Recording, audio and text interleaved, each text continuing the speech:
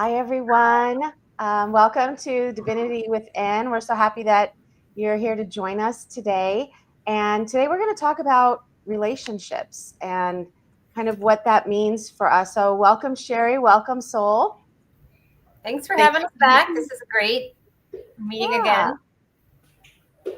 Yeah. So let's talk a little bit about how we came to wanting to discuss relationships and what we're kind of all seeing when we're having our sessions and everything, because we were kind of crisscrossing, and there's a lot of themes that seem like that we're all seeing. So one of the things that I wanted to talk about was relationships in terms of in your actual household and family, and what it looks like when you feel like you might be on different paths because somebody's going through this ascension in a different way than the people that are around them. So let's kind of talk about that. What are you ladies seeing in terms of families right now kind of going through this awakening?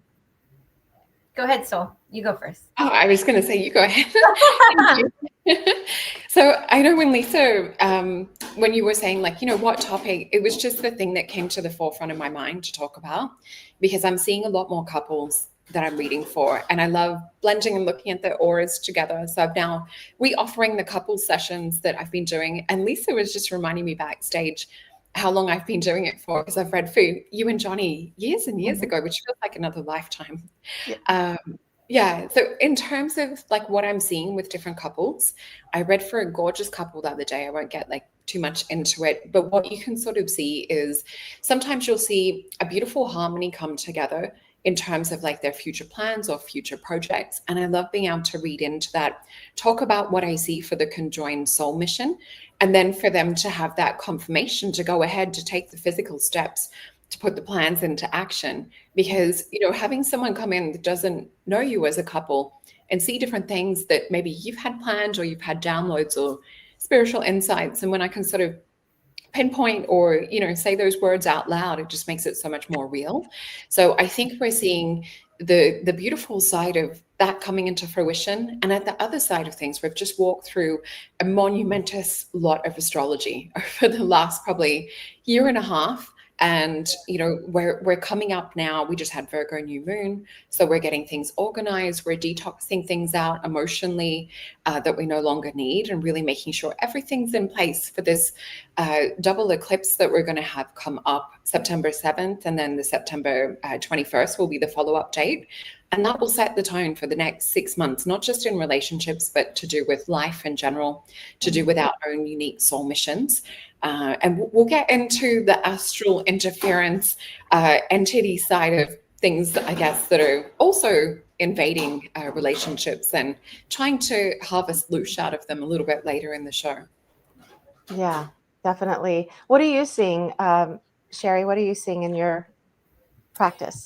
I'm seeing a lot of couples, married and long-term, and new couples struggling a lot. I think one of the biggest themes I'm seeing is one of or the other is on their ascension path, is very spiritual. They're activating, they're awakening, they're really interested in learning more about consciousness and trying to really improve and better themselves, while the other is kind of stuck in the loop of 3D and dragging their feet, and it's creating a lot of conflict between the two. And so it's really hard to navigate that, and it's a big challenge because it's creating a junction point for a lot of people in their relationship on how is this relationship beneficial, mutually beneficial, and energetically in resonance anymore. Are we in resonance with each other anymore, and is one holding the other back, and vice versa? So I'm seeing that exponentially. And so one of the things that I've noticed is that there is a lot of interference going on with interpersonal relationships right now. And it could be with anything: siblings, friends, romantic partners. So it's not just spouses, but in marriages. But I am seeing an influx in that, and entities really looshing off of the division. Because, if you look at everything energetically and scope out, and we take the bodies out of this and we just look at the energy given off. If you can be hovering over a couple, one has this bright light and is trying to advance and trying to improve and going through this healing journey, while the other has kind of a lower density field. And, it's easy to kind of swoop in and push them apart and be the antagonist and cause arguments in between the two of them. And one thing that happened in my journey that's really helping me help others, a long time ago, my husband and I were in a kind of a rough patch, because we are opposites in a lot of ways, and that does work a lot of the times, but in some cases it can be rough. And we were fighting a lot with each other. And I had this vision at one point where I could see entities coming out of him and entities coming behind me and fighting with each other. And then that was translating into the physical reality as us fighting each other. But it wasn't us fighting each other, if that makes sense. We were being played with and messed with to fight each other because it was benefiting the entities around. And when I saw that, I'm not a competitive person. You all know that. Everyone knows that about me. But the competitive side of me came out, and I was like, oh, hold on a second. I was like, if I'm going to fight with my husband, it's because I want to fight with my husband, not because you're making me fight. And the competitive nature of that came out of me was like, I am in control. And so one way I've been coaching my clients is, think about this in a competitive way. And if there are entities connecting and enticing you guys, then we need to focus on that first. Clear the energy, clear the pathway, and then reboot, and then recenter yourself, and then see where you guys are as a couple. And then you guys kind of work from there. But when we got all this other interference going on, it really makes it more challenging. I definitely agree with everything that you just said. And I'm seeing that as well. What about you, Sol? Yeah, I think the show that we did a couple of weeks ago on energy clearing, I think that was a really good timing to do with the astrology and things and what Sherri's talking about. And yeah, I've witnessed the same thing and, seen different things flying around. And it's good when you can sort of pause and stop and deactivate your emotions and really look at, okay, am I being triggered as a bit of a food source for this loose entity situation? Let's just stop. Let's just do an energy clearing. Or, sometimes that's where it's good to pause and sort of maybe go into different rooms or go for a walk, go for a drive, do a bit of energy clearing, why you're doing that. I think that that's an important first vital step. And I saw it in Jim's post as well. And I saw it on Facebook too. Really interesting. Yeah, I agree with that too. And, it's funny is I've talked about it before. It's in my book too. But when I first started getting visions, it really went away from what, John and I were raised in a traditional Catholic kind of a, belief system, I guess you would call it. And it was potentially a problem for us in that situation. And there were times that, I thought the same thing. It's like you hear about bifurcation and you hear about, different timelines and things like that. And so you're looking at those situations as, does a bifurcation, if that's what we're looking at and that's what we're seeing, does that equate to divorce, right? Because if we're going on different timelines, what does that mean? Mm-hmm. And I think the thing that is important to remember is that there's no locked door between timelines. And sometimes we can shift and move and kind of jump where we're more closely aligned. And then, something or someone can be going through something in your family, in your marriage, in your life, and you can shift again and do those things. But it's all growth to kind of go into the same direction because, if you're staying heart-based and all those things, when you're talking about what Sherri and Sol were just talking about, and you're talking about entities and entity attachments, it's very confusing because then it looks like something else, and it's something that's standing outside of you and you as a couple, you as a family, and then it looks, really different. It's a little scary.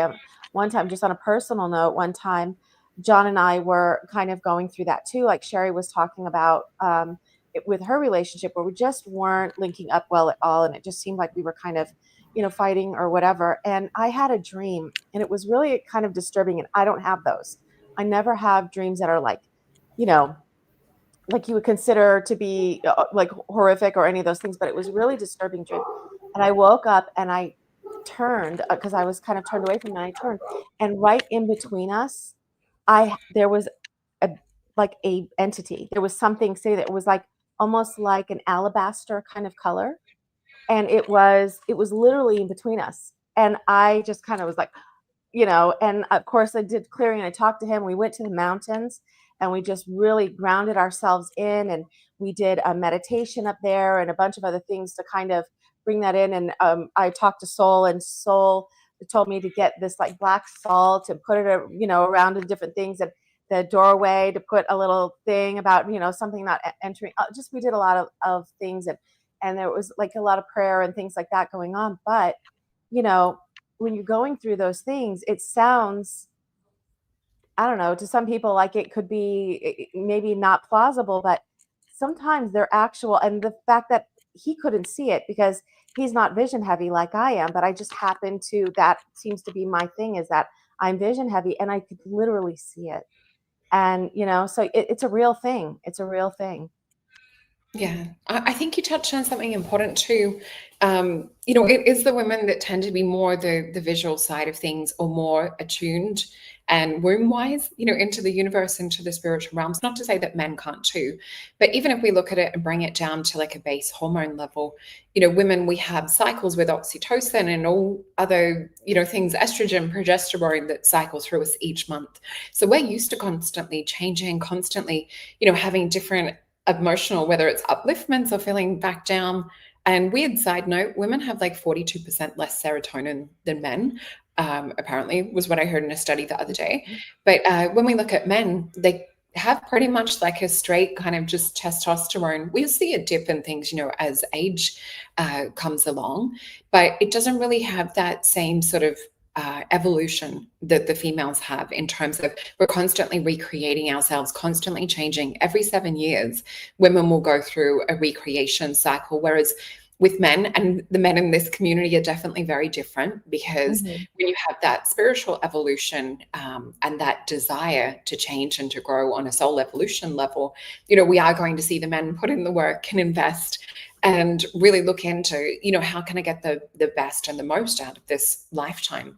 So I think it's important too, because there will be disparities between relationships, in how you guys were saying as well, that you might have one that's more in the 3D and one that's sort of more on this, enlightened, illuminated path, where you can literally see it in the aura too. Luckily, the couples I read for are pretty much like on the same page, and aurically, you just get to see the energies dance and move back and forth between them. But I also want to point out, with talking about the 3D and the different, other side of things, we need to also be aware of red flags, of narcissist, of gaslighting, because those sort of people will attract the entities, and it will tear you down and suck the life out of you and take you off your mission. So, the other flip side of it is it can make you stronger once you realize that too. So I think it's really important, if we want to avoid a lot of drama and want to avoid a lot of heartbreak and sadness, to recognize things very much early on, and to really have, I guess, a bit of a mental, emotional guard up. Yeah. Do you have anything to add to that, Sherri? Oh, you're on mute. Sorry, my dogs were barking. What you said, Soul, was really important a few minutes back. One of the things that I've noticed that helps a lot is taking the space between the argument, whether it's siblings, mother, daughter, whatever, whoever is arguing, because one of the ways that the entities work is amplifying the emotions that we have in the moment. And so if we can take our power and just say, I need a break, and separate, and each go into their own space and take a moment, then it defuels everything. And then the entities don't have anything to anchor in and to amplify anymore. And the fire kind of goes out, and it lessens their approach. Because like you said, both of you, these entities love to loosh off of the emotions that are created, rage, anger, whatever it might be between the couple or the friends or the family members. And so they want more of that. And so the more intense, the more the high that they get. And so taking a break is probably what my biggest recommendation is. Just take a break, take some breaths, and come back later. And because hindsight is 2020. That's kind of a saying for a reason, because we really do shift our perspective when we take the emotion out of it.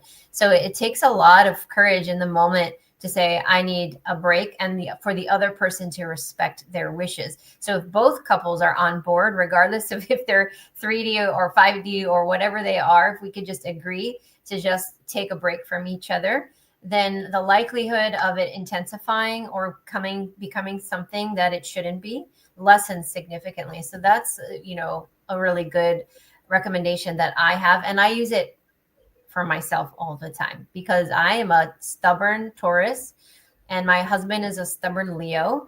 And we are like two pit bulls fighting with each other sometimes, because either one of us are going to back down. But I'm such an alpha female that like, I'm going to win, because I will just keep it going. You know what? I'm so stubborn, but I've learned that I need to be more mature.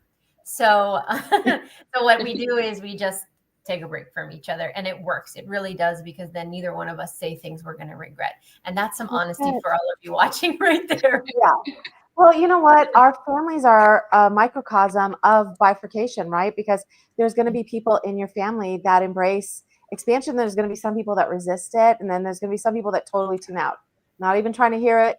Sherri and I both, I know, have children that are like, la, la, la, la, la, I don't know what you're doing. I don't, that's not my thing. Me too. So yeah, you too. Okay. So, it's just, it's a perfect example of that. And I think it's not to drag people with you in your thought processes and stuff anyway, right? Like the whole point is acceptance and allowance without having to think about what you think the outcome needs to look like. It's really hard to do in your family, especially, I don't know about you guys, but of course with your spouse, because you just think of yourself as moving together and kind of growing together and doing these things together.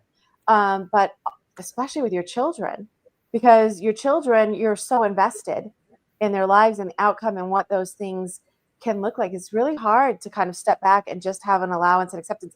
For me, I find, and I've had, clients that say the same thing in sessions, that, to sit there and go like, you know what, I have no attachment to the outcome, when you feel like you're totally attached to the outcome and you want everybody to be okay and be on the same timeline and all of those things. But, it's how do families survive that different ideological, idea about what things are supposed to look like or what's okay. I know that for me, one of the things was when I first started kind of going through this, Emma and I would have pushbacks because Em really liked like scary movies, and she didn't hold it into any kind of a serious thing. And I'm trying to talk to her about vibration and putting things in your field and, that kind of stuff. Or she'd like dark music and things. And I was just like, no, you don't want to put that in your field. You're going to get an entity attachment and, all of those things. And because it's scary, but it was hard for me to kind of pull back a little bit. And as soon as I did, and as soon as I stopped talking about it, and as soon as I stopped trying to tell her how it was hurting her and all of those things, she kind of came to it on her own. Like a year later. It took like a year, but she did it. And so I guess there was a lesson in that for me to know that, everybody's moving, and sometimes it doesn't look like we're moving on the same timeline, and it looks like we're going in different directions. But like I said, there's no locked door between that. So you can shift and end up kind of in the same space anyway. And so to give each other that thing, and to realize like our homes are kind of a practice ground for unity and what that looks like, because we really don't want to all think the same way. It's to be able to move through love together, even if we don't exactly think the same way, right? It's like if we were an instrument, if we were a guitar, we wouldn't want everybody playing the same exact note, right? Because that's not going to make music. It's everybody having the different strings on the guitar, strumming those is what makes the music. So I don't know. I just think it's a hard thing to think about. You can feel like real serious about it, but the real thing I think is just to somehow try to find acceptance and allowance for where everybody's at the time. I don't know. What do you guys think? Yeah, I think so too. And I think, even if you can have just love and respect as like a base level foundation, the we try not to take things too personally. And I was reflecting on this, chatting with a friend yesterday, and she was saying, I'm trying to think in her words what she was saying. So it was like, if a female's unhappy at home, that will sort of, put stress into the relationship. And then she said that, if a male is going through extra stress at work, he'll tend to bring that home, and that will sort of suffer in the relationship. So it's really important for us to do our own kind of individual stress management. Yeah. I think that's our own independent responsibility, but I've definitely witnessed that, what you were talking about with my oldest, who's 24, and just, a bit of the pushback when you're trying to help or trying to give advice. And then 2 years later, they end up doing it and going, oh, wow, oh my gosh, life is like dramatically different, or that made such a huge, impact. So I think, we can sort of guide, and maybe sort of, because we've been through it, but I guess like with a lot of teenagers and early 20 somethings, sometimes it's, the parents don't know anything, or we don't have any wisdom or guidance to offer, or we've never been through that, so how would we know? But I think as you get older, you realize, oh, your parents actually have lived through a lot of the things that you've lived through. But I think also at the same time, because I'm also conscious and aware of, there might be people listening to this going through harder times or harder situations at home, please make sure that you're reaching out to people. If you are having a harder time, reach out to community, reach out to someone that you trust, getting a good therapist as well to look at patterns, look at cycles, look at your attachment style in relationships, I think is also very important, because when you understand how you're responding or reacting to other people, or why your emotions or your mindset tend to go in a certain way, that's when we can start to break cycles with things too. So I just want to say there is light at the end of the tunnel. If you are watching this and maybe wishing that things were a certain way, the first part is understanding the cycles and, knowing that you don't have to struggle by yourself too, I think is a big one, and that there's no shame in that. I think we're dramatically in a different place talking about emotions and relationships and things now compared to where things were 10, 20 years ago, where it was sort of, you don't talk about anything. Yeah. Sherri, do you want to touch on what Emma is saying on the screen? So it's kind of what I was wanting to bring up next, because, a lot of my clients, and I do have to honor these people that I talk to, where they are in very toxic, abusive, narcissistic relationships. And that's where we kind of have to take a different approach. So no one is bound to anybody. And, and sometimes we have lifetimes in cycles with certain people where they have been our husband or our wives or our daughters or our sons many, many times, and we're going through the same conflict. And so sometimes this is like lifetimes worth of work that we're trauma that we're working through. And so we have to come to a point where we decide, and we have the courage to stand up for ourselves. And I see this a lot, where I have a client who has had lifetimes where they have been, controlled by a certain person. And this is their life. This is the life that they are supposed to stand up for themselves. And so it takes a lot of courage for them to leave and walk away from the relationship, and that could be from a parent or any dynamic of a relationship. It could be your best friend that you're for your whole lifetime.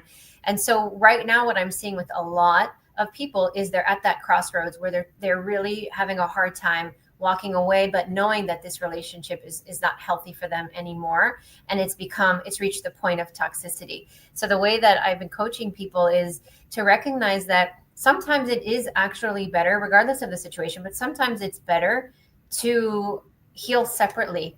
Because sometimes when you're on those different resonances, sometimes that's a good thing, like you mentioned, but other times it can inhibit us from actually healing. So if you have a really toxic partner or a relationship with a parent or whatever it may be, and they're inhibiting you from moving forward, they are blocking you from moving forward, they are doing everything in their power to stop you from moving forward, whether they're consciously aware of it or not, we have to get to a point where we reevaluate. And one of my favorite things to say, and I've been saying this for years, is it's not always bye forever. It's just bye for right now, because we don't know what's going to happen. So it could be bye forever. but we don't know that for sure. So it's just like, I got to get away from you for right now. Yeah. And I'm seeing a lot of divided families. Division is definitely a thing within these interpersonal relationships. And we do tend to travel throughout lives as a soul network. So the same group of people traveling together, different roles, but similar circumstances. So I believe all of us, regardless of who we are in the situation, are supposed to learn something in this lifetime. And we have antagonists in our life to encourage us to stand up. And this is the life where we break free. Because if I break free from the cycle of abuse, for example, that's not me, I'm just giving that example. My husband is not an abusive man, but let's say I'm a woman in a long lineage of being in abusive narcissistic relationships with regard to men. If I break that cycle, not only do I heal myself, but then I start to heal my mother, my grandmother, and the whole entire lineage and my soul collective. And that's where we are right now. So there is another component of this that I want to recognize, because I have a lot of those clients saying, I'm done, Sherri. How do I break free, and how do I do it? And releasing the guilt associated with removing yourself, because we can't take the burden nor the responsibility of carrying the other person. If they don't want to use their free will to heal, then we have to use our free will to create boundaries and walk away. Right.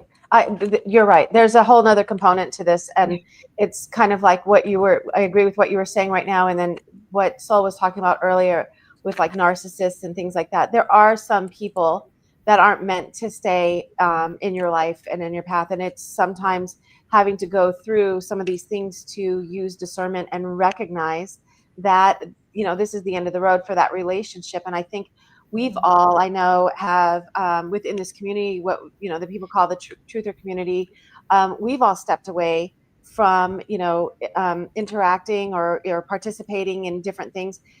It's not it's necessarily a negative, it's just a resonance thing. And you just recognize that that's not going to happen. But if you have people in your family, in your circle, that are literally making your, life difficult, your situation, it's not healthy. And it's not a good place for you to be. It's, to recognize that for yourself and to have the self-care. And like Sherri said, to heal that aspect of that. Maybe that's part of the reason you're here. Maybe that's part of the reason the interaction is here, so that you can stand up for yourself and move through that, in this life. What do you have to say, Sol? That to me, like what you were just saying, I feel like a good flow on from that is talking about identity shifting. And Lorianne popped up, I think it was Lorianne, one of the comments that comes up consistently in the readings about, we tend to focus on different things. So we might be, focused on the cycle of the negativity and everything. And our mind and our brain, like the reticular activating system and the amygdala, will be firing and looking for like more evidence of this. And so we start to form an identity around whether it's, being beaten down emotionally, hopefully not physically. This is where we need to sort of break the cycle of that and start to identity shift. So we have to disassociate from any of that victim mentality or victim mindset and become really strong, independent individuals within ourselves, whether we're choosing to have that time apart or choosing to stay in the relationship. And I think it's quite a common thing, especially for empathic people and women hormonally as well, that they tend to lose themselves sometimes in relationships.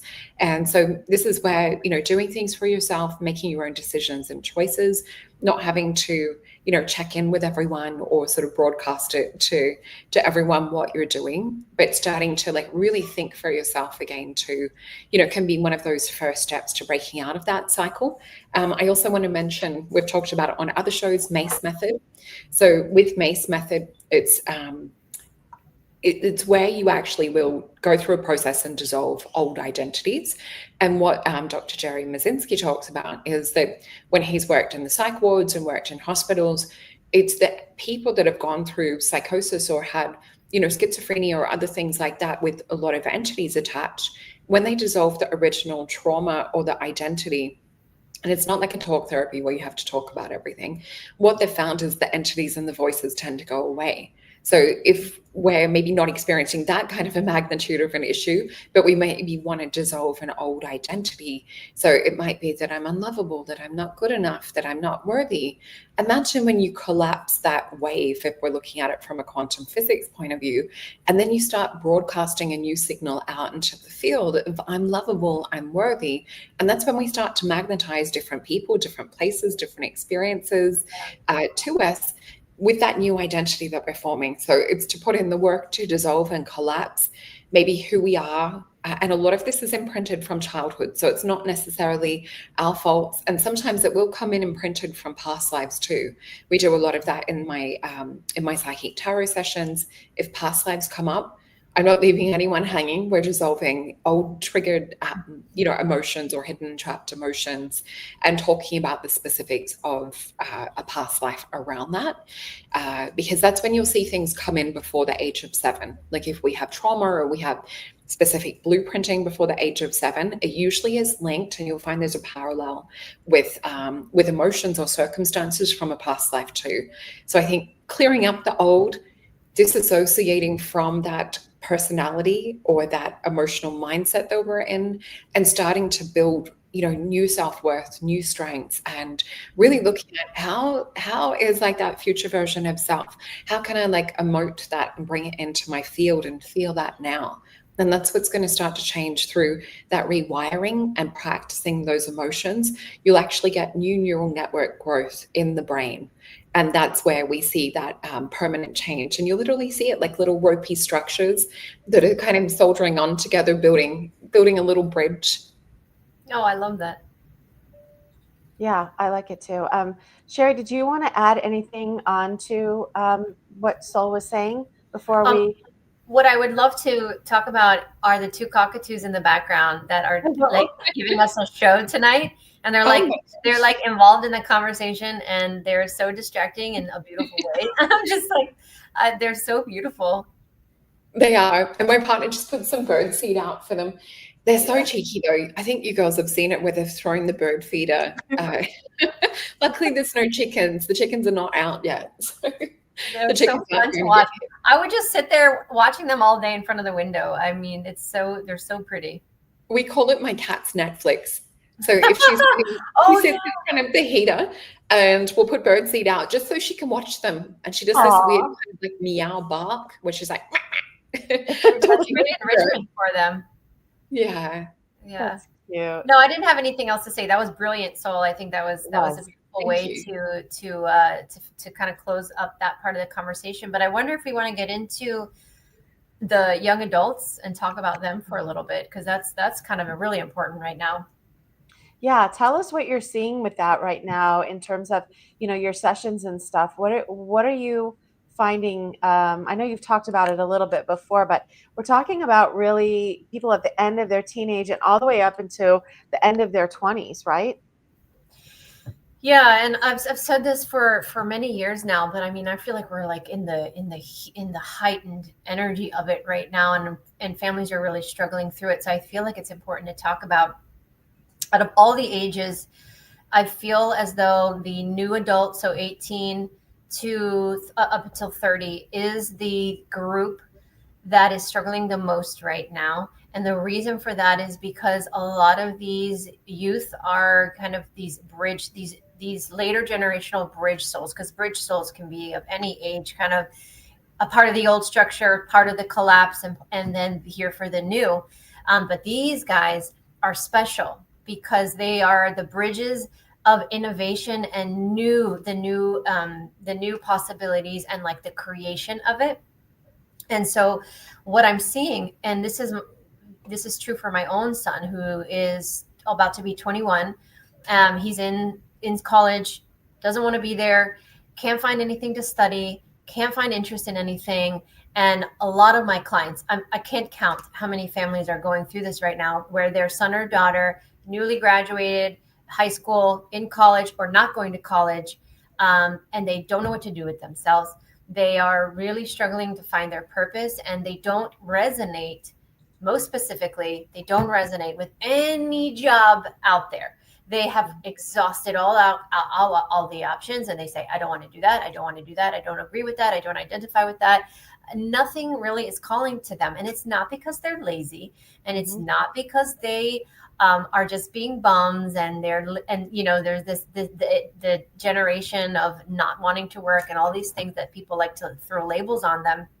It's really because they genuinely can't find their purpose.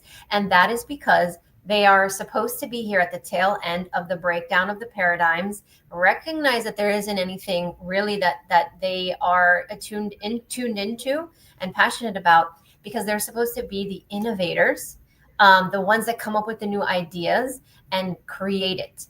Now, the issue that I'm seeing is a lot of them are having trouble creating because they have a lot of blocks, because they're 3D thinking. So this is where the parents come in. And this is my biggest advice to people right now, is if you have one of those children, and what I'm trying to do for my son is say, it's okay, number one, and there's no pressure. And what is it that you want to see different in the world? What is it what area are you interested in, but you wish it could be a little bit different? What are your passions? And let's hone in and tunnel down to a few categories here, and then encourage them to say, if money wasn't an option, if schooling wasn't an obstacle, what would you do differently? And this is really simply for them to start to energetically manifest and create from the right brain perspective, co-create the new earth without actually physically doing it right now, but brainstorming. And this gets the juices going. It gets their right brain activated. It gets them inspired about something, even if they don't know how they're going to do it. It just gets them thinking outside of the 3D. And this is the biggest challenge that I'm seeing with these guys right now, and gals. They don't know what to do. And so a lot of them are spending all day playing video games, or they're depressed, or they have crippling anxiety. They don't want to go outside. They're introverted and shy, and the world is too heavy for them. Or they're outgoing and beautiful souls, but right now they don't have the confidence to be themselves. Every variable possible is occurring right now. And I'd love to hear your perspectives on this. But it's really going to take the adults. That's where we come in, and that's our role in this, is to be supportive of them, not to push them, and to say, let's work through this together. And so a lot of these starseeds tend to have open-minded parents, so that we don't make them, because the traditional thing is, oh no, you're going to be a doctor, or you're going to be a lawyer, whether you want to or not, or you're going to follow the family business, or you're going to do this because I think this is best for you. Our biggest mistake is saying, you should do this because I think it would make you money, or I think it would be great because it's a cool opportunity.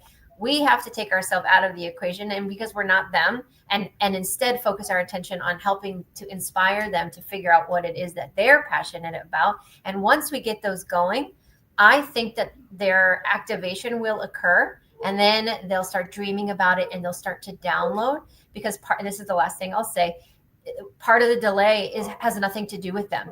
Part of the delay and them not finding their purpose is we're still waiting for the tail end of this collapse to occur. So the pathway hasn't actually opened up yet for them to shine. So if you think of the analogy of like a football game or a basketball game, they're kind of benched right now, and they cannot go into the game yet because the players are still playing, and it's not their turn. So that is the other big issue. Is it's like, I know you're going to do something big, but let's hang tight until then. And what can we do to fill your time where it's productive as opposed to crippling? Does that make sense? It makes so much sense. And we all have 20-something, children. So I'd love to hear what you have to say about that too, Sol. Yeah, I agree with absolutely everything that Sherri's just said too. And I noticed that a lot of these kids, especially the sensitive ones, it's almost that their energy system is really hypersensitive. And so they're walking around almost like naked in the world. And so they're energetically picking up on different things. And it does make them sometimes a little bit more introverted, or a little bit more protective, or hypersensitive on a confidence level too. So I think we are waiting for that collapse. And I just, when you were talking, I was thinking about with the astrology too, that I think it's Pluto in Aquarius we now have. But just looking at like the different kids that we will have, or different children that we'll have for the different generations. So I've also just gone from, I think it's Uranus and Taurus for like the last 7 years, I think, if that's right off the top of my head. And now we're going to have it in Gemini.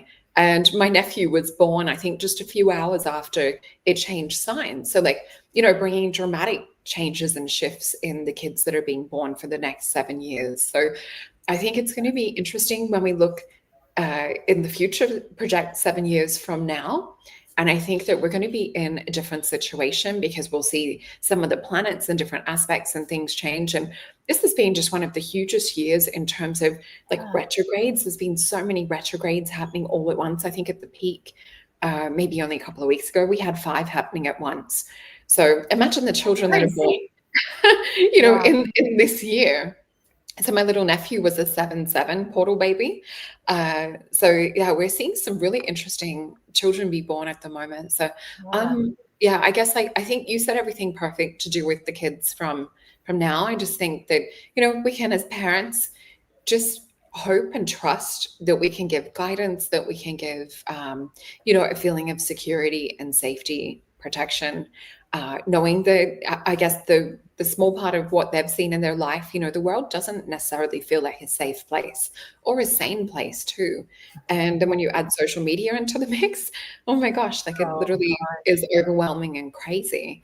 But yeah, a lot of these kids I notice have beautiful empathy about them. A lot of them would be natural born counselors, healers. So I'm seeing like a lot of soft, beautiful souls like that. But on a relationship side of things, and some of the younger people that I'm reading for, I do see a lot of like the feminine energy investing into masculine potential. So it's really looking at what is fact, what is 3D, what is reality, and what is maybe perhaps like our projection or our vision for someone. So I think that's a really important piece of advice for the younger people that I'm reading for is, sometimes we can want someone to live up to the highest potential, but they might not necessarily see that as their higher potential. And a lot of beautiful sensitives will tap into partners' potentials and things too. So just make sure that they're showing up in terms of like words of affirmation and action around, because you don't want to be stuck in a situation where you're hoping and wishing that things will change and that they'll come into the vision that you've maybe seen. And some people will be instigators or that bridge to help the person get to that. But you wouldn't want to wait a lifetime waiting for that side of things to happen, because we each have our own individual soul mission and responsibilities too. So it is okay to actually, break that connection or break that bond with people that are weighing you down or holding you back.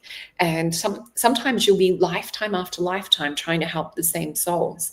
And so that's where it's important to break karmic contracts or agreements, or be like, you know what, you haven't learned this evolution, or you haven't learned this karmic lesson in the last 3 lifetimes or 10 lifetimes in some situation to see.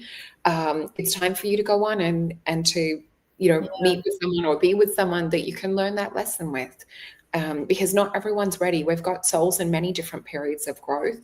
And I think a lot of these kids, if we can also support them in trusting their intuition, that's probably one of the biggest keys that we can give them, I guess, as parents, is trust your gut. If something feels wrong, don't go down that road, and teach them that in every situation. Yeah, Absolutely. I agree with you too. And I'm going to talk about Emma a little bit. I know she's in the chat, but the thing is that there she is. The thing is that like I watch with her is she's in that 20 something, space too. And it's difficult for her to try to figure out like, where is she supposed to find her place and fit? And it's important to remember that, you're not going to find the place that you necessarily fit in yet, because maybe it doesn't exist yet. These are transitional times, and we're moving into something that's going to look different, and it's all going to feel different. And like Sherri said, that's what these people came here to help us move into. And so it's really going to be them. And so right now they're kind of sitting here feeling, like they don't fit into this, and they don't know exactly what they're supposed to be doing, because they're not supposed to fit into it. They're supposed to change it all. And it's a good thing for them to kind of remember. And I was thinking about, the resistance and stuff that they feel to be able to move into that part of them. And it reminded me, we were talking a little bit about our friend Katie from Katie in the Chorus, they were saying that resistance is simply the contrast that arises when new frequencies meet old beliefs, and that, you know, you feel that shift. So she said, you know, if you feel resistance, it's because you're moving forward or you're moving at all. Because if you were still, there'd be nothing for you to resist against, right? So it's a good thing, because it means that we're kind of moving into something new, into something different. But it doesn't feel like that when you're in the middle of it. It feels really uncomfortable, and you're not really sure what you're supposed to be doing. And I think for, you know, millennials and all the way to Gen Zs, it's kind of like this thing that they don't recognize, that they aren't going to follow in the traditional stuff with hierarchies and placement and families and all of those things, school looking the way that it did, and work and people working for pensions and those kind of things, because they're going to shift us out of that old world kind of trajectory into something new. And I'm here for it. Like, I'm excited. Let's, you know, because it's like, I'm ready for it to never change. works great. So And you know, the alpha generation, the younger ones too, are spirited and a little bit different than the previous generations, where they aren't standing for it, and they are rebels, and they're asking for change and or demanding change rather. And I think the biggest challenge of my son's generation, the 20s, is that, you know, unfortunately or fortunately, however you look at it, you know, they did go through the indoctrination system a lot. Homeschool was not as popular back then. And so unfortunately, a lot of the young adults right now did go through the education system, which is all about indoctrination. And it doesn't enhance or measure the intelligence of anybody, because it's all about memorization and regurgitation and taking tests. And there's no real skill set that they teach you there other than follow what you're told and memorize and regurgitate. And they teach you that. Why? Because that's what they want people to come out of school, so that they can fit into the corporate world and how they want them to be. And so these children are coming out saying, well, I don't really like the corporate world. I don't like any of these jobs, but they've been programmed, whether they want to be or not, to think that way. So their problem is that they're having trouble thinking outside of the box as well. And the innovation in them has kind of been suppressed a little bit. And so that's igniting right now, because they're really trying to figure out what they want to do. And so they're exploring a side of them that has been dormant for so long. Whereas the younger generations, like my daughter, who's 11 going on 25 right now, and all of the younger ones I think they are demanding something different. So my daughter is in homeschool, and I'm opening up my own, and they're going to be taught from a young age to think outside the box, because these generations are not going to be working for these big corporations anymore. It's all about entrepreneurs and creating your own business, working for yourself, self-sustainability, and so many things that don't exist right now on a grand scale. So it's just that, you know, one group is just paving the way for the next group and the next group and the next group. And each group has its own skill set, and it's going to get easier for each one, because the more work we do for the next group, it makes it a little bit easier for them. So the 20s right now are going to make it easier for the next group, and so on. So I actually think it's a beautiful thing. And change takes time. It really does. So nothing can happen overnight. So the best thing us old farts can do is to just support that generation, so that they can do what they need to do. It's a lot. It's a lot going on. And it goes back to, sorry, go ahead, Sol. Oh, sorry. I think we're waking up from a mass hypnosis. And so everyone's feeling a little bit groggy and disorientated and wondering, okay, who am I? Where am I? Where do we go from here? But yeah, I wanted to say, Sherri said backstage about talking about angel numbers. And when it hit 444 on the clock, I had the little thing to be like, we need to talk about that. So did you also want to talk about the angel numbers too? I did want to talk about that, but why don't you go ahead? Oh, me. Okay. So one thing that comes to mind is I remember going through the end of a relationship, and I remember I was seeing 555 everywhere, which At the time, I knew what it meant. So it means the end of something, but it also means that something bigger is coming through, or that to make way for something new that's more in vibrational alignment. So I remember driving home from his house one time and seeing like 555. I think it was like 10 times on the way home. And I knew that that meant that, you know, it was to let go of the relationship, and that something better, more aligned was coming in. So I was kind of like happy to see the signs and confirmation, but at the same time, you know, sad to be letting go of a situation.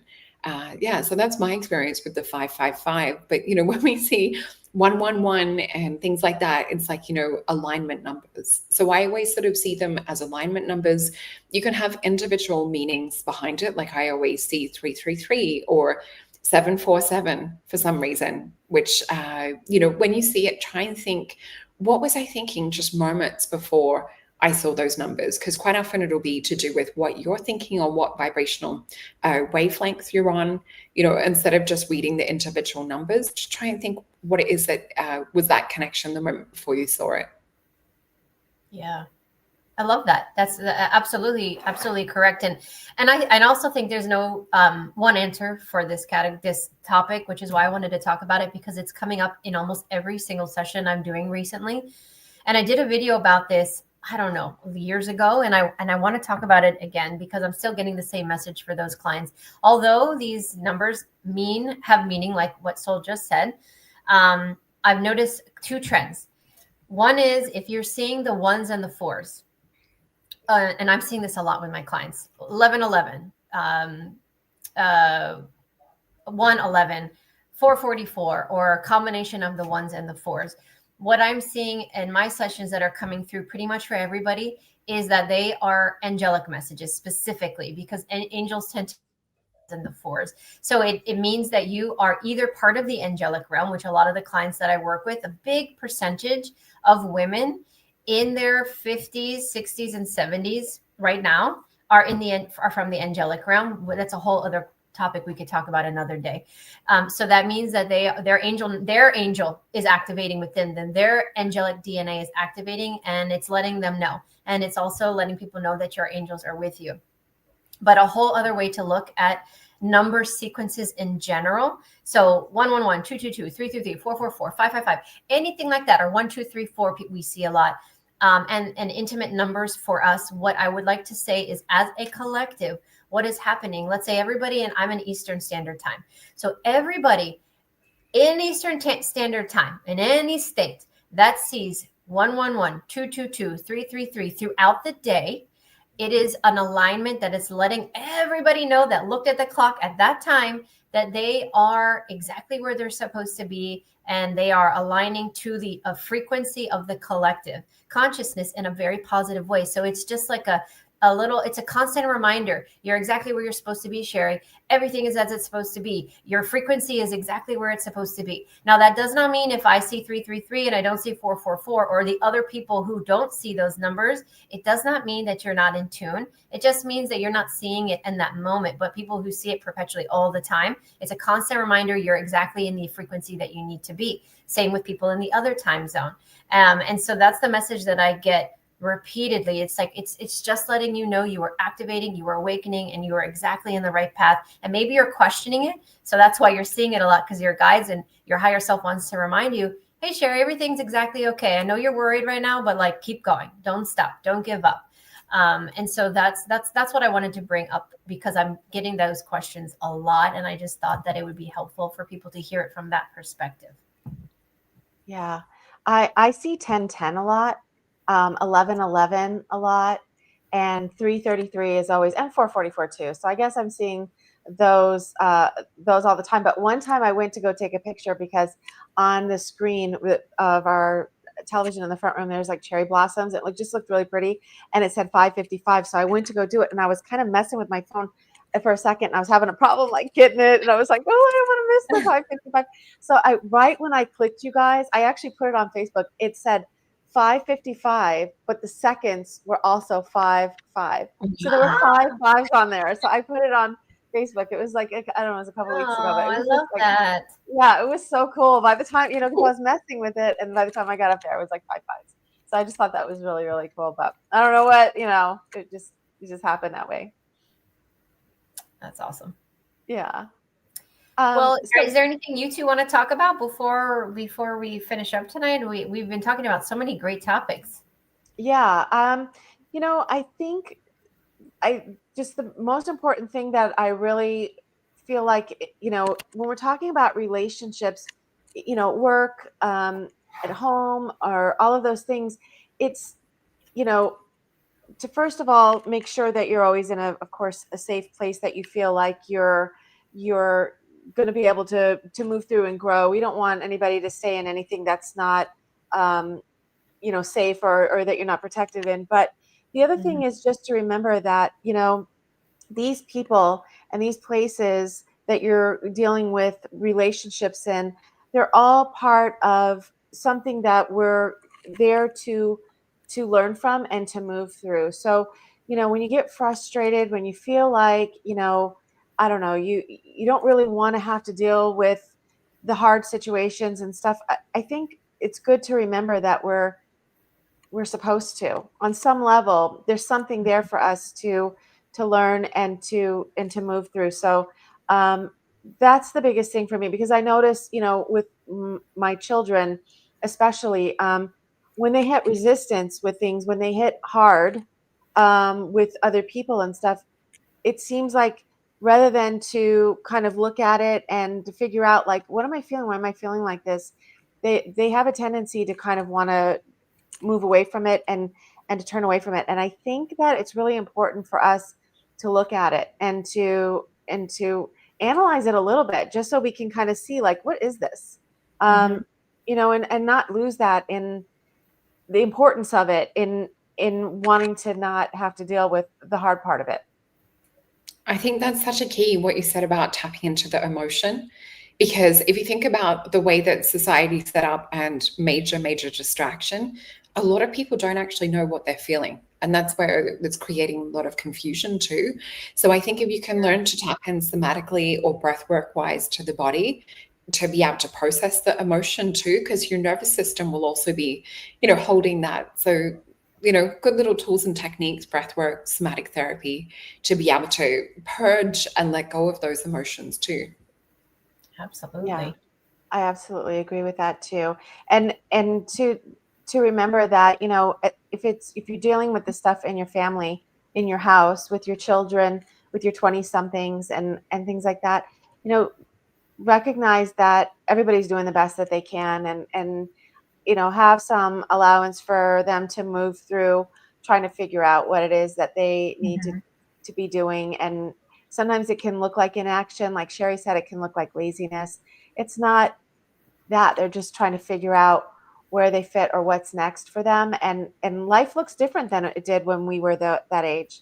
It just does. Like, everything looks different, And so if you had to step into it at this point too, it's not, I don't think it would be as easy. We sometimes we lose track of it, but the world looked different when we were in that stage. Absolutely. Yeah. I think even if you go back to the analogy that you spoke about, Lisa, with the guitar, with the strings. So imagine back in our time and generation of coming out of school, and it was like 6 strings or frequencies to choose from. And now it's like an orchestra of deafening music that's maybe not coherent. And they're like, how am I meant to find my frequency, find my vibe? How do I find myself? That's so true. And the thing about it is our children are going to be the most raw version of themselves with us, right? Because they feel safe. Maybe more so with mom, maybe more so with dad, depending on the dynamics of the family. But my children are, for me specifically, they are the most raw version of themselves with me. They feel like they keep themselves together at school, with their friends, even around their dad sometimes, and for everybody. And then as soon as mom comes around, they will literally collapse in front of me. And they're just, sometimes they're screaming and crying, and it's all comes out. And I can interpret that as, oh my God, why are you so bad with me? Because a lot of parents think, like, why are my children so unruly with mom? But they go to school and they go to daycare and they're like, your child is lovely. But then when they're with us, they literally break down. But that's an honor. It really is, because they feel like I'm their one person in the world that they can just put the guard down and just let it all out. And so we tend to have that that dynamic with them where we don't have to, but we encourage you to let them let it all out, because they feel so safe with you. So then it's our job to then say it's okay, because sometimes they don't want, nor do they need us to change it. They just want us to hold space for them while they just lose it for a minute. And all we have to say is, I'm here for you. I love you no matter what. I support you.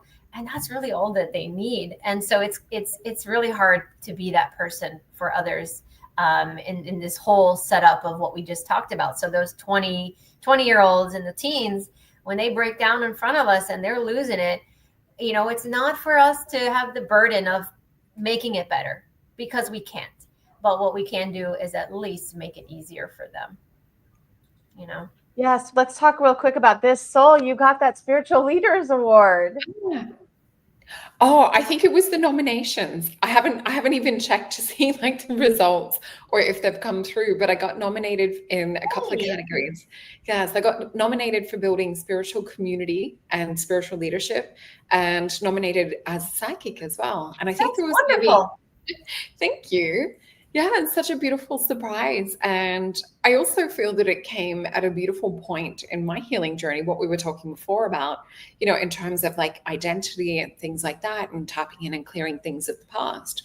Because I think in the past, I definitely felt, undervalued or, unlovable or things like that, very early on. I have great parents. So I think it's something that had maybe come through from past life and I'd seen in relationships. So when I'd been working a lot on all of that stuff the last couple of years, and seeing the awards and that come through, it's like the cherry on top of the cake. That's just like, oh, I feel like I've, reached a certain point in a lot of the individual work. So to see that now reflected on the 3D, because that's, a lot of this is about doing the inner work. And that's when we get the 3D to shift and change too. So I just want to use that as a quick little teaching example, whenever you have a moment to be able to show by example and things. But I really resonate with what Sherri was saying too. And I witnessed that with my oldest daughter, especially when you have separation and things too.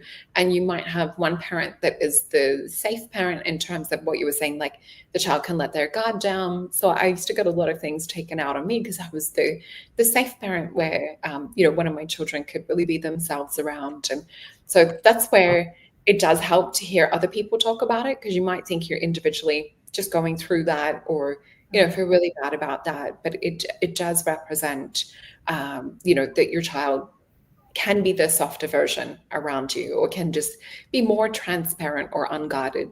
And I think it's a beautiful thing if they can be unguarded around you. Yeah, I agree. It's a gift to you really as a parent to recognize that the trust level is there on that, to that degree that they feel like that, they can do that. And the cherry on top is when we as adults and people can find, people in our lives that we feel like we can be vulnerable and open with. And I feel like I've done that with both of you guys. And, it's been really nice to just be able to talk to you guys and talk through things and get another perspective.